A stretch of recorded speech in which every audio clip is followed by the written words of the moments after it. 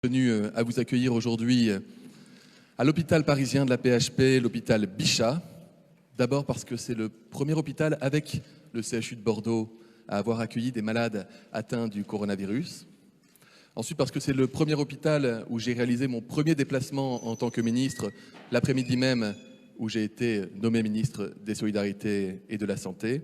Et puis également parce qu'au-dessus de nous, à l'étage juste au-dessus, il y a des chercheurs qui travaillent, qui font de la recherche sur le virus, notamment avec des projets thérapeutiques. Je pense à French Covid, également Discovery. Je voudrais d'abord vous parler de ce coronavirus. Le coronavirus est, comme son nom l'indique, un virus. Des virus, il en existe sous le contrôle du professeur Fontanet qui m'accompagne aujourd'hui, il en existe des millions. Des millions. Certains sont dangereux pour l'homme, d'autres non. Le coronavirus, lui, il est dangereux pour l'homme. Il a ce qu'on appelle une contagiosité naturelle, qui veut dire que si on le laisse faire, si on le laisse circuler dans la population, il peut être très contagieux. Par les mains, vous le savez, par les gouttelettes, par les contacts, mais également par l'air. Et quand je dis qu'il est très, très contagieux, c'est qu'on a vu qu'au printemps dernier, il pouvait circuler très vite. À titre d'exemple, pendant la première vague, toutes les semaines, 10 malades en contaminaient 30, qui la semaine d'après en contaminait 90, qui la semaine d'après en contaminait 270. Ce qui fait que ça donnait une courbe qu'on appelle exponentielle de diffusion du virus. On peut dire aussi que tous les 3 jours environ, le nombre de malades du coronavirus doublait. Imaginez 100 malades contaminés aujourd'hui, dans 3 jours, il y en aurait eu 200, dans 6 jours, il y en aurait eu 400, etc. L'épidémie allait donc très vite, suivant cette courbe exponentielle. C'est ce qui s'est passé en France, que nous avons connu, et ce qui s'est passé dans beaucoup de pays dans le monde. Aujourd'hui, les choses ont changé. Nous avons appris collectivement à lutter contre le coronavirus. Quelles sont les armes? Ce sont les fameux 4 piliers, vous les connaissez. Il y a les gestes barrières que nous appliquons avec beaucoup de rigueur dans notre pays.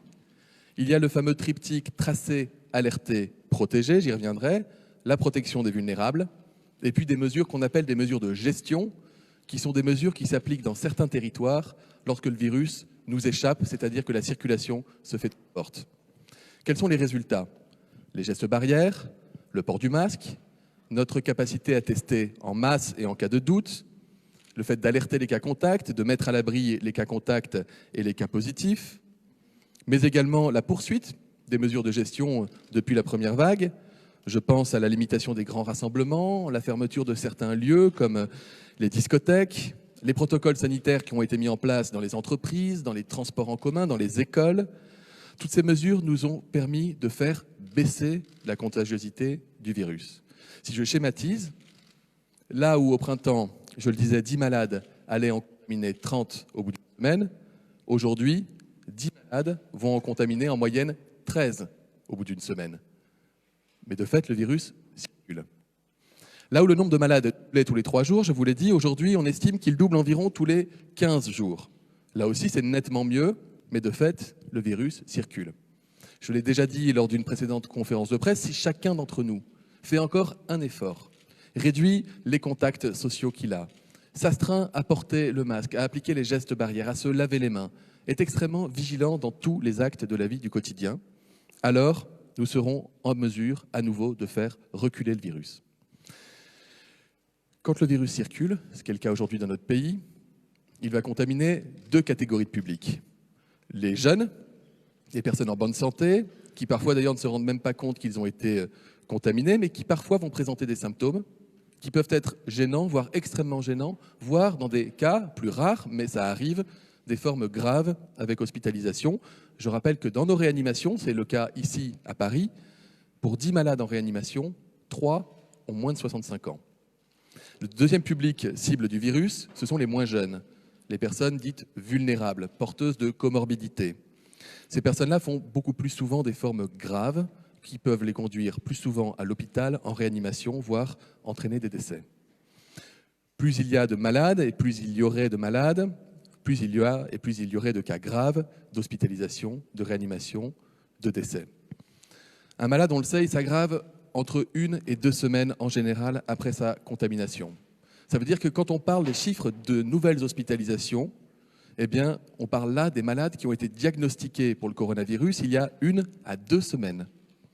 Et nous savons que parmi les 15 000 malades diagnostiqués aujourd'hui, il y en aura au moins 75 à 150 qui iront en réanimation et presque autant, hélas, qui décéderont de l'infection. C'est ce qui nous donne de la visibilité. C'est ce qui nous permet de prédire ce qui risque, ce qui va arriver dans les 15 jours à venir et au-delà si nous ne mettons pas en place des mesures pour freiner la circulation du virus. Ainsi, dans les territoires où le virus circule peu, le risque d'avoir un impact important sur les hôpitaux est maîtrisé, mais hélas, ces territoires sont désormais très peu nombreux dans notre pays. Ailleurs, le virus circule suffisamment vite pour que le nombre de personnes contaminées augmente, sans toutefois menacer à court terme nos hôpitaux.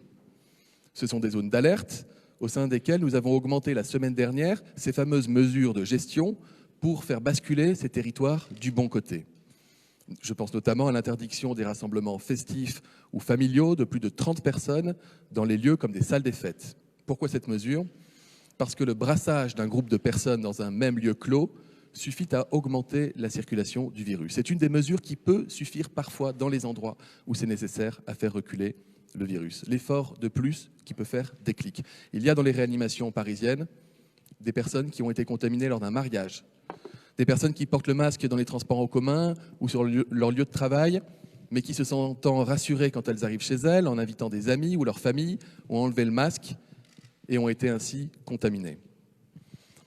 Ailleurs encore, notamment dans les grandes métropoles, certaines grandes métropoles, là où la population est plus concentrée, le virus circule plus facilement, il évolue déjà bien trop vite, il touche toutes les catégories de population, notamment les populations vulnérables et les personnes âgées. Les conséquences sanitaires sont dans ces endroits déjà visibles, les hôpitaux déjà chargés, avec des soignants qui sont fatigués mais qui donnent tout pour sauver un maximum de vies et qui attendent de nous que nous prenions des mesures et des Français qu'ils puissent les respecter pour préserver les hôpitaux et les malades. Il y a dans ces territoires, on les appelle les zones d'alerte renforcée, des hospitalisations déjà nombreuses et des décès. Les EHPAD y sont aussi plus fragiles qu'ailleurs. Dans ces zones, nous prenons du coup, par nécessité, des mesures de gestion plus contraignantes encore pour freiner plus vite et plus fort la circulation virale. Nous ciblons précisément les milieux et les circonstances à risque en interdisant les grands rassemblements, cette fois-ci au-dessus de 1000 personnes, en interdisant tous les regroupements de personnes sur la voie publique au-delà de 10 personnes, sauf exception. Dans le même esprit, vous le savez, nous y fermons des salles de sport et imposons un couvre-feu dans les bars à 22 h. Pourquoi ? Parce que ce sont des lieux clos dans lesquels on est proches les uns des autres et on ne va pas pouvoir porter le masque et respecter la distance de sécurité. Les études internationales et françaises montrent qu'on a plus de risques de s'y contaminer et quelles que soient les démarches qui sont entreprises par les personnes qui tiennent ces lieux, et je les sais très mobilisés et je les sais parfois en colère de savoir que leurs bâtiments, que leurs commerces sont soumis à des mesures de restriction alors qu'ils ont fait déjà beaucoup d'efforts. Mais c'est un constat, c'est un fait. Quand on est nombreux dans une pièce fermée, hélas, le risque de contamination y est plus important. Or, tout ce qui peut réduire la circulation du virus dans les territoires dans lesquels il circule trop et où la tension sanitaire est forte, tout ça doit être entrepris. Et puis enfin, il y a les zones qu'on a appelées les zones d'alerte maximale. Les zones où le risque de saturation des hôpitaux et des réanimations est très élevé. Là où on a déjà commencé à déprogrammer des soins utiles pour des malades qui n'ont pas le Covid, des opérations de chirurgie cancérologique par exemple, pour pouvoir libérer des places en urgence pour les malades du Covid. Là où l'incidence, c'est-à-dire la circulation du virus est telle, et notamment chez les publics vulnérables, qu'on sait que quoi qu'on fasse, la situation ne peut pas s'améliorer dans les 15 jours à venir et qu'il y aura plus d'hospitalisation et plus de réanimation. Dans ces territoires, toutes les mesures utiles pour protéger la santé des Français doivent être prises, adoptées, et j'y reviendrai notamment sur la fermeture totale des bars. Nous surveillons ces zones comme le lait sur le feu. Un point de méthode maintenant. J'ai dit que l'impact sanitaire d'une contamination, elle est mesurable au-delà d'1 à 2 semaines. Nous connaissons donc la situation des hôpitaux dans 15 jours, dans chacun des territoires. Ce que nous voulons, c'est donc que les mesures que nous prenons aujourd'hui aient des effets le plus tôt possible, mais on sait que ces effets seront davantage mesurables à partir de dans 15 jours. Il ne faut donc pas vous décourager si vous voyez que si vous voyez que la situation sanitaire continue de se dégrader pendant quelques jours dans votre territoire, alors que vous faites des efforts. Vos efforts, ils doivent payer, et vos efforts, ils vont payer. D'ailleurs, et pour vous en convaincre, je peux vous annoncer qu'on a aussi des situations territoriales dans lesquelles on commence à constater un frémissement, un début d'embellie sur le plan sanitaire. Certes timide, mais ça compte. Je pense notamment à Bordeaux, à Nice ou même à Marseille, même si, je le dis tout de suite, les niveaux de circulation du virus y restent très élevés, trop élevés, et que les risques sanitaires et de surcharge hospitalière sont encore bien trop importants. Enfin, il faut prendre les signes d'espoir quand ils viennent. C'est un encouragement en fait à poursuivre, c'est un encouragement à tenir. Je voudrais laisser la parole au professeur Arnaud Fontanet, épidémiologiste, membre éminent du conseil scientifique et qui va vous présenter en toute transparence des modélisations de la situation dans certains territoires. Ces modèles sont importants parce qu'ils tiennent compte de toutes les caractéristiques que je vous ai présentées, le fait qu'on peut anticiper à 15 jours ce qui va se passer et qu'on peut aussi regarder en arrière pour mieux comprendre et saisir ce qui va se passer dans un avenir prochain. Professeur, c'est à vous. Merci beaucoup, Monsieur le Ministre. Donc, je vais effectivement détailler avec vous quelques-uns des modèles, la façon avec laquelle nous les construisons et ce qu'ils nous apprennent sur cette épidémie. C'est essentiel d'avoir finalement ces outils sous la main pour essayer d'anticiper des situations parce que avec des courbes exponentielles comme celles que l'on observe dans une dynamique de transmission d'une maladie infectieuse, les effets peuvent sembler faibles au début et s'accélérer extrêmement rapidement. Et ce sont ces modèles qui nous permettent d'anticiper. Donc je vous montre d'abord ici, avec à titre d'exemple la région Auvergne-Rhône-Alpes, comment se construisent ces modèles. Sur la gauche, vous avez le nombre d'admissions quotidiennes à l'hôpital, ce sont les points, et l'équipe de Simon Cochemez à l'Institut Pasteur, qui fait de la modélisation mathématique des maladies infectieuses, utilise ces données observées, les points, pour calibrer des modèles qui leur permettent ensuite d'estimer ce fameux nombre de reproductions que vous connaissez tous aujourd'hui, le nombre de cas secondaires par personne infectée, qui ensuite, injecté dans le modèle, permet d'estimer les trajectoires et notamment l'occupation des lits de réanimation sur des périodes de quelques semaines. Donc ce que vous voyez sur la droite, c'est à partir de l'estimation qui a été faite sur la gauche, et là le R est estimé autour de 1,5. Vous avez d'abord la trajectoire principale d'occupation des lits de réanimation dans la région Auvergne-Rhône-Alpes si rien ne changeait. Et c'est le si rien ne changeait qui est important parce que bien sûr, on ne va pas laisser la situation se détériorer sous nos yeux et les différentes actions que Monsieur le Ministre rappelait juste précédemment doivent nous permettre d'infléchir des courbes. Les simulations qui vous sont présentées ici, où vous voyez pour le nombre R qui à la base est à 1,5 estimé début septembre, si vous arriviez à descendre à 1,4, 1,3, 1,2, 1,1, ou à l'inverse, s'il augmentait à 1,6 ou 1,7, vous donne les trajectoires que vous observez. Et c'est extrêmement important parce que vous voyez à quel point un changement relativement limité du R peut avoir un impact à une échelle de quelques semaines. Et c'est la raison pour laquelle, toujours dans l'anticipation, si on arrive à agir tôt, on peut avoir un impact considérable sur la trajectoire de l'épidémie et sur l'occupation des lits de réanimation. Donc la diapositive que je vous présente maintenant, c'est toujours la région Auvergne-Rhône-Alpes, dans une trajectoire qui était celle déterminée par les modélisations de début septembre sur l'estimation du nombre de reproductions à 1,47. Et vous avez différents seuils qui apparaissent sur cette modélisation. Alors tout d'abord, sur la gauche, ce sont les données observées en bleu, et puis sur la droite, ce sont les données telles qu'elles sont prédites par le modèle. Les lignes horizontales que vous voyez sont différents seuils. Il y a le plus bas, le seuil de 30% de lits de réanimation occupés, qui est celui qu'on appelle le seuil d'alerte. À 60%, la ligne d'au-dessus, c'est le seuil d'état d'urgence sanitaire. Si vous avez la ligne pleine qui vient après, c'est la capacité totale des lits de réanimation qui est disponible aujourd'hui dans la région Auvergne-Rhône-Alpes, et elle est de 616. Et la ligne du dessus, ce serait la capacité de lits de réanimation si on était amené à réallouer d'autres lits à la réanimation. Bien entendu, il n'est pas question de laisser la dynamique, la trajectoire que vous voyez continuer, puisque très rapidement, ces seuils seraient atteints. Déjà, on voit qu'au 1er octobre, le seuil d'alerte à 30% est atteint. Et c'est déjà, je le dirais, une limite parce qu'il ne faut pas oublier d'abord que des patients qui viennent en réanimation, ce sont des personnes qui souffrent et qui sont à risque de décès et de séquelles graves, que pour les personnels soignants, accueillir des patients supplémentaires en réanimation est extrêmement dur. Ils ont été à juste titre les héros de la première vague de cette épidémie en mars dernier. Il ne faut pas leur imposer à nouveau la difficulté dans laquelle ils ont dû travailler pendant plusieurs semaines. Ils sont fatigués, ils se sont à peine reposés pendant l'été et tous les personnels soignants des services de réanimation doivent être protégés. Il est d'ailleurs difficile, au-delà des lits, de trouver des personnels qui puissent aussi prendre en charge les patients. Chaque patient demande un nombre de personnes pour les prendre en charge extrêmement élevé. Donc l'idée, c'est vraiment déjà à 30% de se dire qu'on est probablement à un seuil qu'on ne devrait pas vouloir dépasser.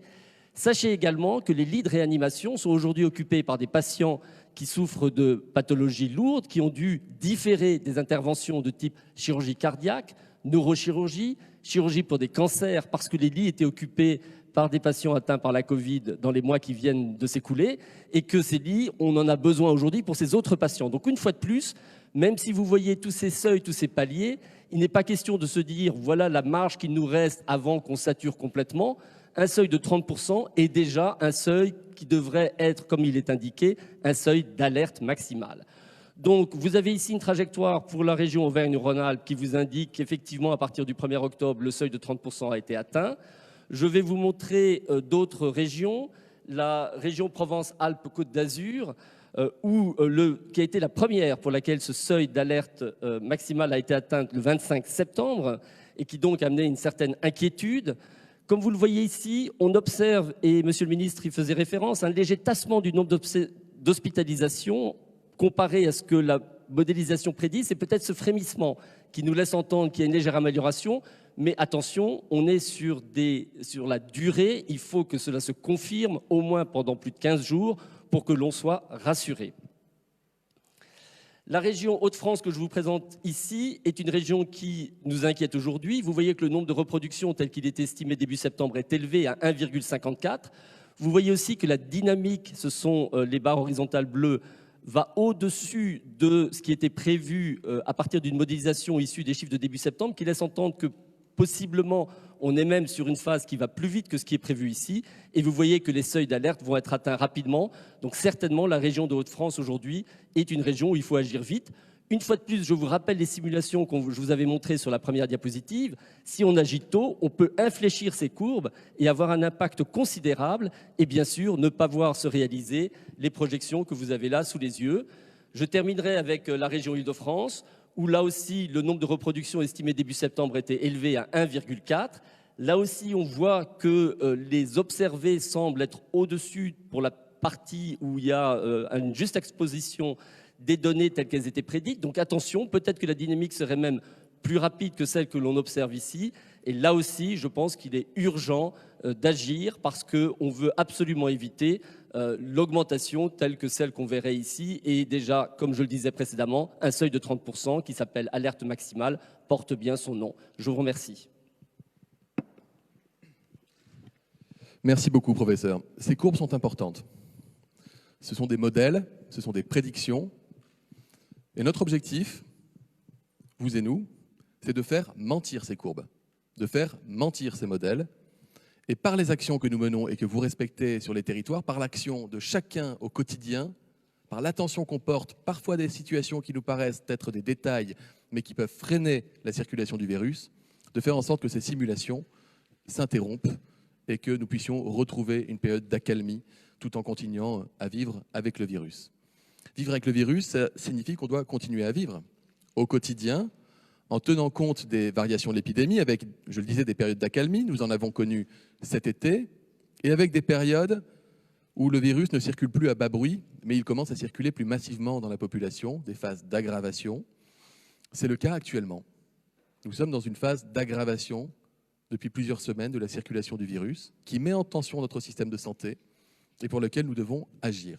Et nous devons donc redoubler d'efforts dans la période et prendre des mesures qui deviennent contraignantes quand l'ensemble des piliers du testé, alerté, protégé, des gestes barrières ne suffit plus à protéger un territoire.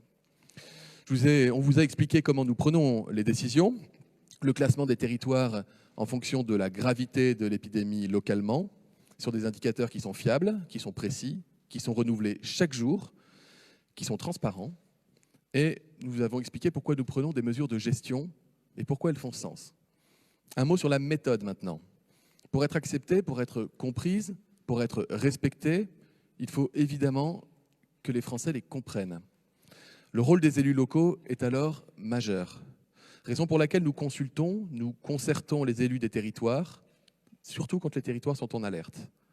Dans l'immense majorité des cas d'ailleurs, le diagnostic est partagé avec les élus, nous recherchons le consensus en toutes circonstances, et en définitive, lorsque des mesures sont à prendre, c'est l'État qui doit prendre ses responsabilités et qui doit prendre toutes les mesures nécessaires pour assurer la protection des Français. Pour rappel, nous avons pris des mesures il y a 3 semaines à Marseille, à Bordeaux et en Guadeloupe. Il y a 2 semaines à Lyon et à Nice. La semaine dernière, nous avons passé la Guadeloupe et Marseille-Aix en zone d'alerte maximale et nous avons passé en zone d'alerte renforcée Lille, Toulouse, Saint-Étienne, Rennes, Paris et les départements de la Petite Couronne, mais aussi Rouen, Grenoble et Montpellier. S'agissant de ces territoires, je vous ai rappelé il y a quelques minutes la logique et les principes qui nous guident. Je voudrais insister à nouveau sur la concertation avec les élus locaux, au premier rang desquels les maires, mais également les adjoints, les présidents de métropole, en lien avec les préfets.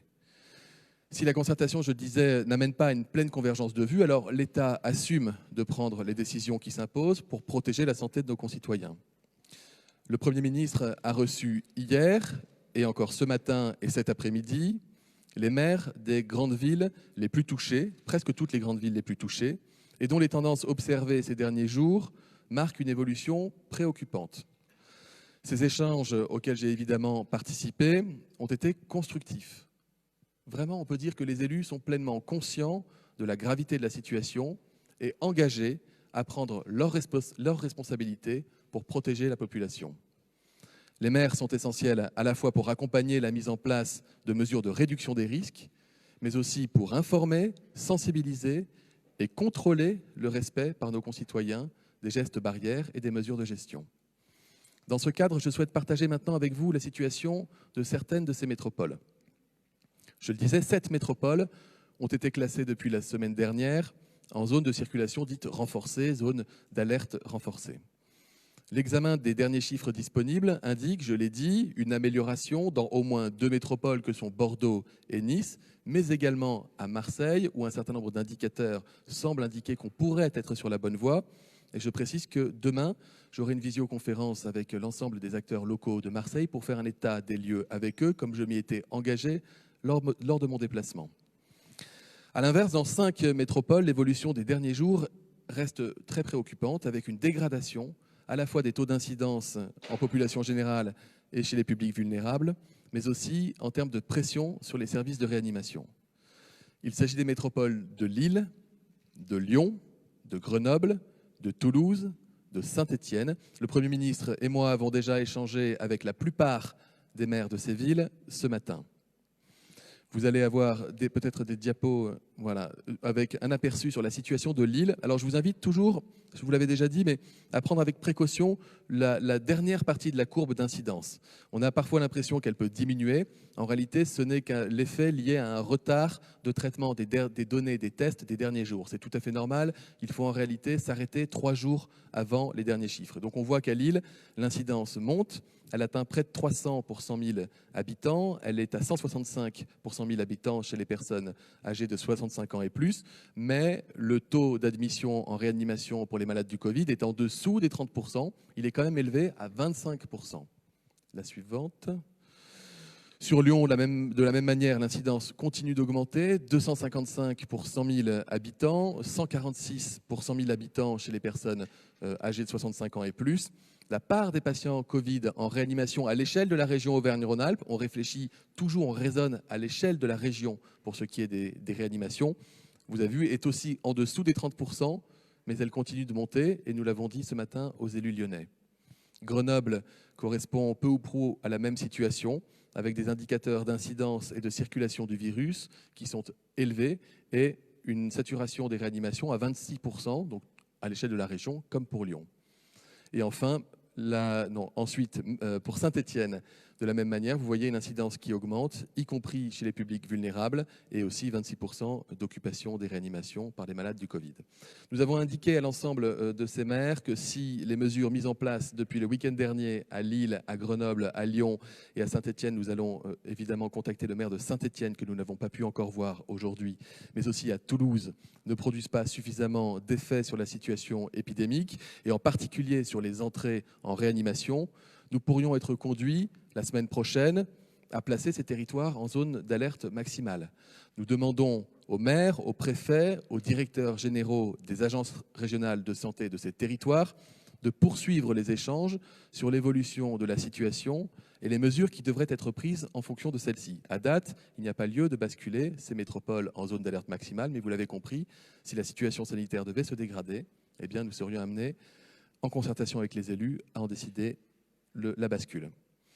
La situation de la métropole parisienne maintenant, où là aussi, vous voyez qu'il y a une dégradation qui s'est accélérée sur Paris et la Petite Couronne.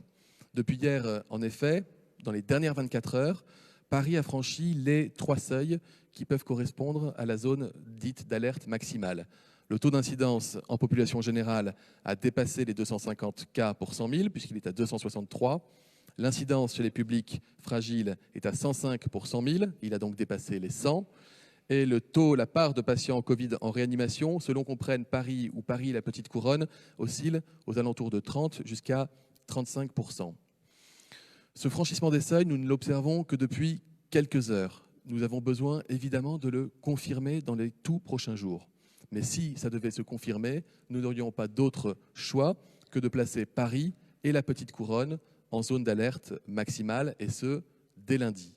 Nous réexaminerons donc les indicateurs dimanche avec la maire de Paris et l'ensemble des élus concernés. Et si la dynamique ne s'est pas infléchie et que les données sont consolidées, je vous ai dit qu'à 24 heures, les données peuvent être parfois peuvent nous jouer des tours. Et si elles sont confirmées, eh bien nous prendrons ensemble, dès lundi, les mesures qui s'imposent et que nous devons, en tout état de cause, d'ores et déjà anticiper. Cette décision vaut pour Paris, pour les départements de la Petite Couronne, même si à l'heure où je vous parle, les départements de la Petite Couronne ont un taux d'incidence pour les personnes âgées qui dépasse 100, mais un taux d'incidence en population générale qui est en dessous de 250.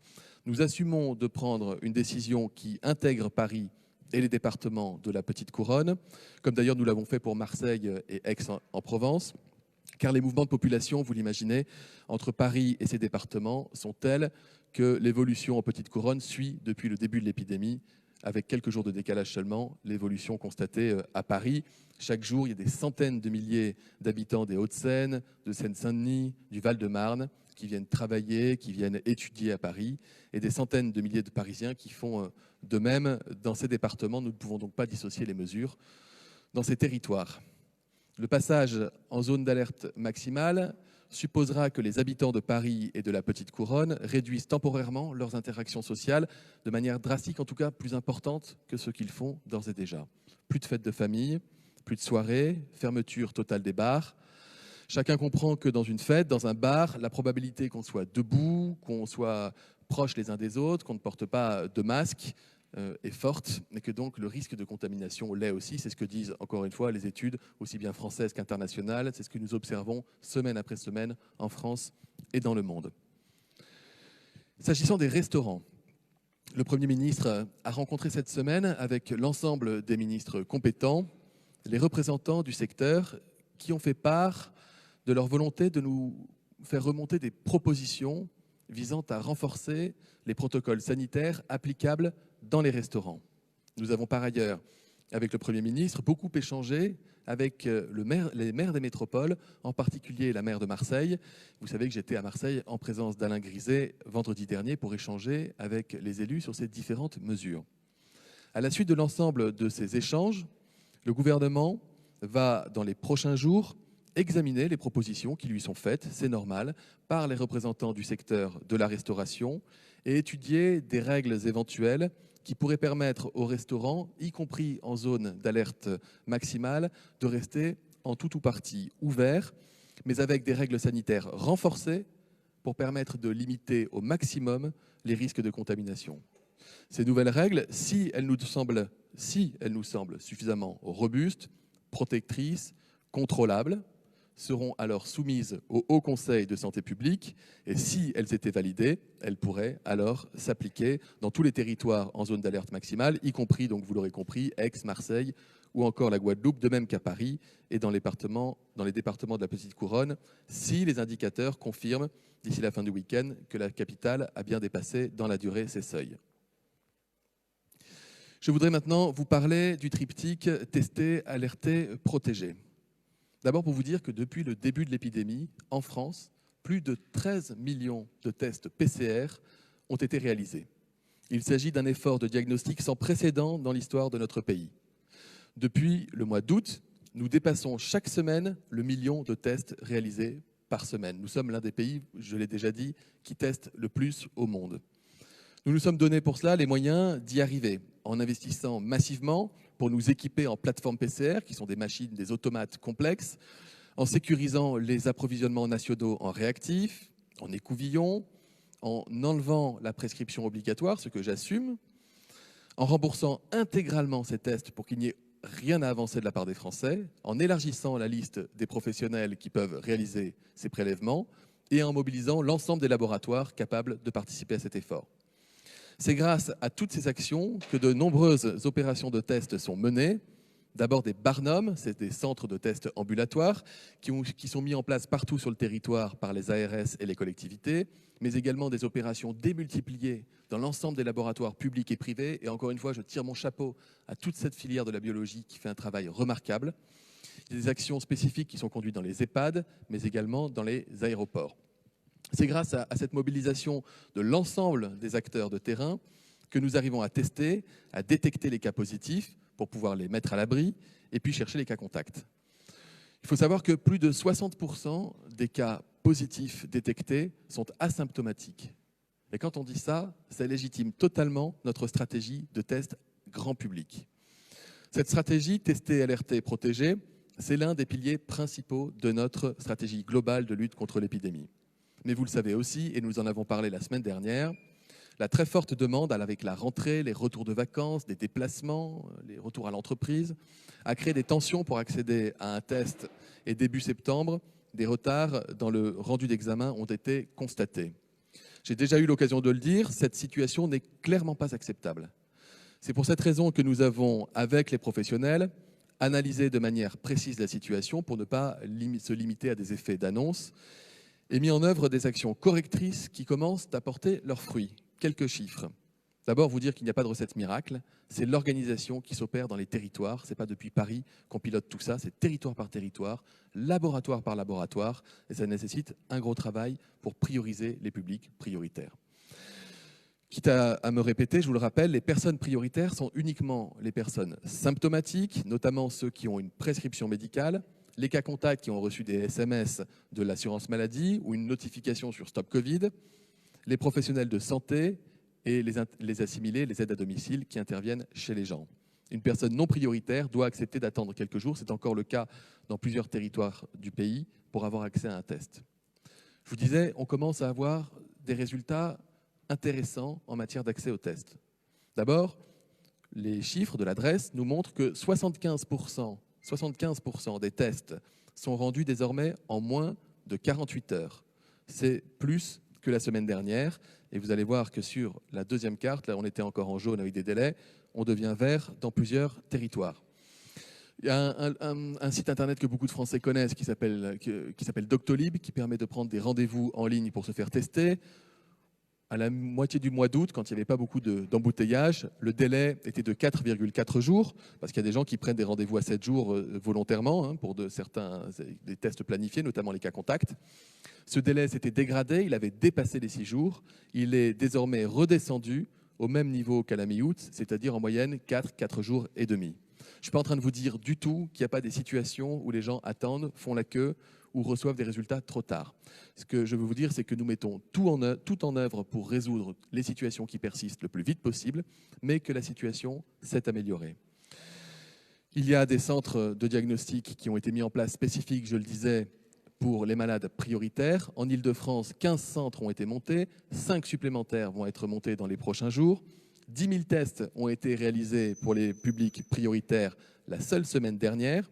Tous les résultats sont rendus dans les 48 heures. Cette semaine, ce seront 20 000 tests qui auront été réalisés, avec des résultats qui auront été rendus en moyenne dans les 36 heures. La situation va donc continuer de s'améliorer. Elle s'améliorera d'autant plus que, vous le savez, certaines innovations vont venir compléter notre arsenal et notre politique de tests. Je pense bien sûr à l'arrivée des tests antigéniques. Nous sommes en train de travailler avec la Haute Autorité de Santé pour connaître les stratégies précises de déploiement de ces tests. D'ores et déjà, un avis favorable a été rendu s'agissant des patients symptomatiques qui permettra de nous appuyer sur les médecins libéraux, sur les pharmaciens pour pouvoir réaliser des prélèvements quand le moment sera venu. Nous avons reçu hier l'ensemble des acteurs de la filière santé avec le Premier ministre et nous avons notamment discuté de ces tests. J'aurai l'occasion de vous présenter plus en détail comment ça fonctionne. Mais vous voyez que pour celles d'entre nous qui ont passé un test de grossesse notamment, c'est un peu le même principe avec la migration d'un produit, d'un prélèvement qui permet d'afficher si vous êtes positif au test ou non. Donc ça se déploiera progressivement. Encore un peu de patience, il nous faut pour ça conforter toutes les stratégies d'utilisation. Permettez-moi de conclure mon propos sur les tests en rappelant que le dépistage ne peut pas permettre à lui seul de lutter contre la circulation du virus. Il doit impérativement être suivi de l'isolement de la personne positive, de la mise à l'abri et de ses cas contacts. Pour éviter la propagation de l'épidémie, il est crucial que les personnes qui ont eu des contacts à risque avec une personne atteinte du virus et susceptible d'être contaminée s'isolent et réalisent le test. Pour cette raison, l'assurance maladie remplit un rôle central qui consiste à identifier et alerter ces personnes. Depuis le 13 mai, ce sont plus d'1 million de personnes contacts qui ont été contactées, alertées par l'assurance maladie. Les ARS font aussi un gros travail là-dessus, pour près de 400 000 personnes qui ont vu leur diagnostic confirmé. Mais afin que les préconisations d'isolement soient respectées, il faut aussi que les personnes qui travaillent soient en capacité de justifier, vous le savez, auprès de leur employeur, leur impossibilité de travailler en dehors de leur domicile. Pour cette raison, lorsque les personnes contacts sont en activité et ne peuvent pas télétravailler, parce que le télétravail reste possible, évidemment, il est même à favoriser, elles peuvent bénéficier d'un arrêt de travail dérogatoire, une prescription d'isolement servant de justificatif auprès de leur employeur. Et pour faciliter la prescription de ces arrêts de travail, à compter du 3 octobre, c'est-à-dire après-demain, les personnes appelées par l'assurance maladie en raison de leur statut de cas contact à risque pourront procéder elles-mêmes à une demande directement en ligne via le site déclare.amelie.fr. Ce téléservice, qui est simple d'utilisation, permettra de déterminer les dates de l'arrêt et garantira qu'aucun jour de carence ne sera appliqué à la personne concernée. Il sera accessible via Internet et depuis un smartphone. Et lors de l'indemnisation, l'assurance maladie contrôlera que la personne ayant sollicité l'arrêt de travail est bien recensée comme cas contact à risque, évidemment. Voilà, c'est beaucoup d'informations qu'on voulait, avec le professeur Fontanet, vous livrer aujourd'hui. Je crois que on a besoin d'expliquer la politique qui est la nôtre, notre stratégie qui est juste, qui est la bonne stratégie, à laquelle nous croyons profondément, qui a porté ses fruits dans notre pays, qui doit pouvoir nous éviter des mesures plus drastiques de lutte contre la circulation du virus, qui a pour objectif de protéger les Français, de protéger nos hôpitaux, comme l'a dit très justement Arnaud Fontanet, de protéger des soignants qui ont déjà énormément donné. Nous comptons sur la solidarité. Nous savons que les Français savent faire preuve de solidarité et de courage dans l'épreuve. Et je vous donne rendez-vous la semaine prochaine pour une prochaine conférence de presse. Et je vous annonce également que nous allons reprendre des points, non pas quotidiens, mais pluri-hebdomadaires d'information par le biais de mon directeur général de la santé, le professeur Jérôme Salomon.